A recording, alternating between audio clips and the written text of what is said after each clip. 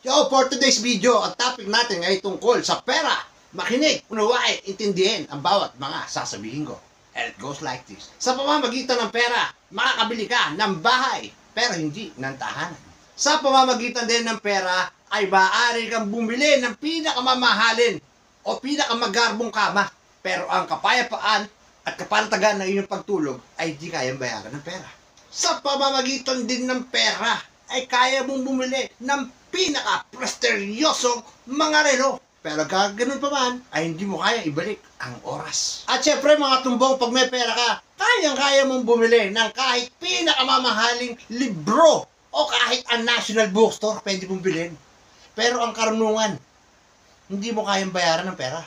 At syempre naman, kung may pera ka, kayang-kaya mong bumili ng kahit pinakamamahaling pagkain dito sa buong mundo.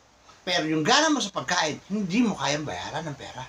At dahil marami kang ang pera, kayang-kaya mong bumili ng mga peking kaibigan. Pero ang tunay na pag-ibig, hindi mo kayang bayaran. At panghuli, at pinakamadiin sa lahat, kahit na ikaw pa ang pinakamayamang tao dito sa mundo, ikaw ang mayor, ikaw ang presidente, o Diyos ka na sa libutan, hindi ka maililigtas sa kamatayan ng pera mo! At hindi mo rin ito madadala sa iyong libingan. Yan ang katotohanan.